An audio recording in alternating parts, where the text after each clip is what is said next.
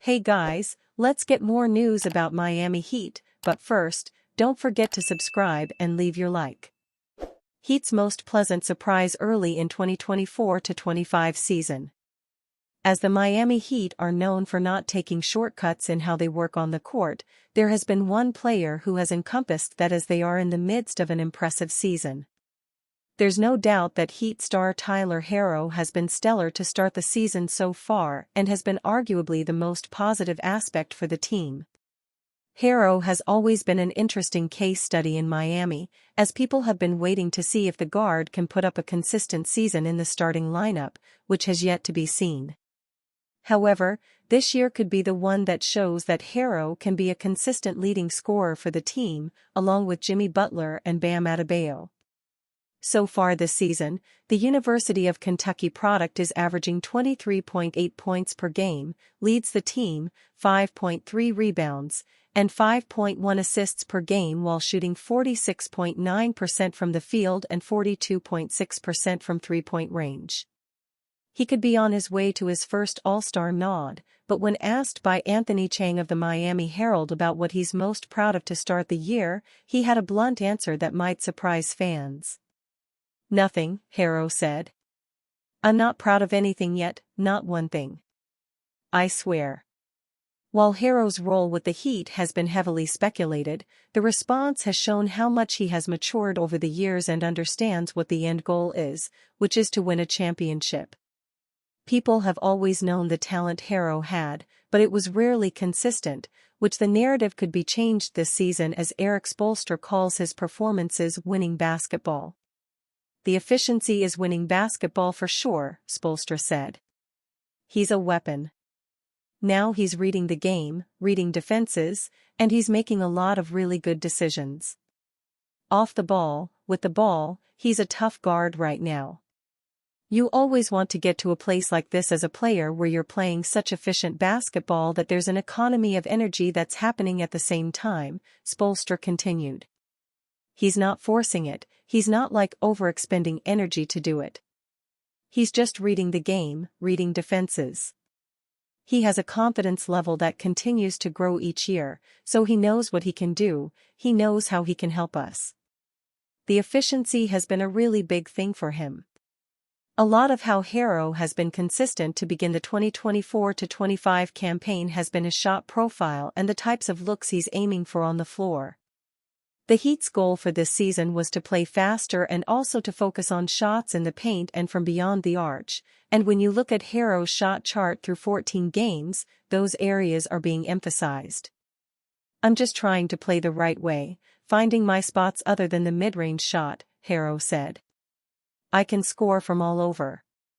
So it's not really too much of an adjustment for me other than just being conscious and not shooting mid-range shots, because I can score from everywhere. It's just part of my game," Herro continued. "That's my game, I'm not shooting middies. So it's easy. I just know I'm not shooting them. Dwyane Wade believes Heat have enough to win the title, I'm tired of all the noise." If someone were to merely look at the Miami Heat's position in the Eastern Conference standings, he or she maybe wouldn't presume the Heat to be title contenders. After all, Miami owns a .500 record on the season at 7-7 and is 8 games back of the Cleveland Cavaliers for the number 1 seed in the Eastern Conference. However, Heat legend Dwyane Wade thinks that his former team has what it takes to win its 4th title in franchise history. Miami hasn't won an NBA championship since 2013, when Wade was on the roster and playing with the likes of LeBron James and Chris Bosh. When it comes to the Heat, we're talking about a group of guys who've had some success by going to the finals twice since they've been together, Wade said of the current iteration of the Heat. "Sometimes you gotta quiet the noise. They haven't done it. Jimmy hasn't done this. Bam haven't went to this. Whatever the noise is, it doesn't matter. That team got a chance versus any team, any given night, every night. So, I'm proud of that. I'm proud of Pat Riley coming in and saying, quiet all the noise, we got to get to it this year. As a Miami Heat player, I'm tired of all the noise. We got enough.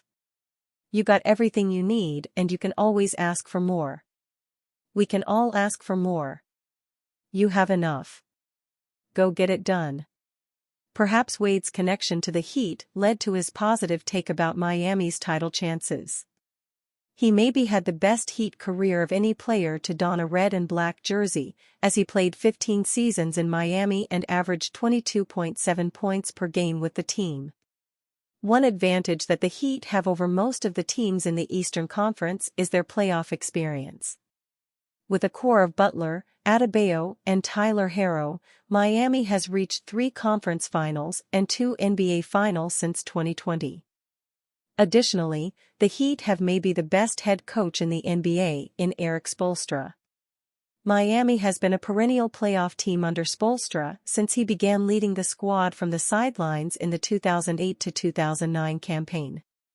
Moreover, he's coached the Heat to a pair of NBA titles and 6 appearances in the championship series during his tenure.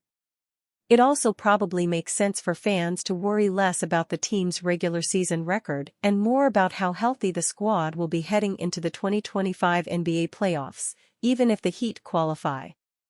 This current Heat group has proven that even as a low seed in the Eastern Conference playoff bracket, Miami is capable of making deep runs at full strength. In the 2023 NBA playoffs, the Heat reached the NBA Finals as the number 8 seed in the conference. In order to become just the second number 8 seed in the history of the NBA to play in the championship series, Miami had to beat the Milwaukee Bucks, New York Knicks, and Boston Celtics in the first 3 rounds. Jason Kidd downplays Luka Doncic's absence despite OT loss versus Miami Heat. Luka Doncic is the heart and soul of the Dallas Mavericks. At times, the European superstar has a tendency to overwork his body, which can lead to problems in the long run. In the 2024-25 NBA season, Doncic was putting on extra minutes and ultimately suffered multiple injuries that have sidelined him.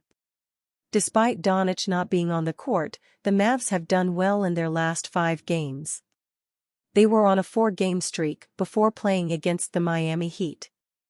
The Mavs were in a strong position until Jimmy Butler tied the game late in the 4th quarter. After that, the momentum shifted towards the Heat and they registered a 123-118 win in overtime.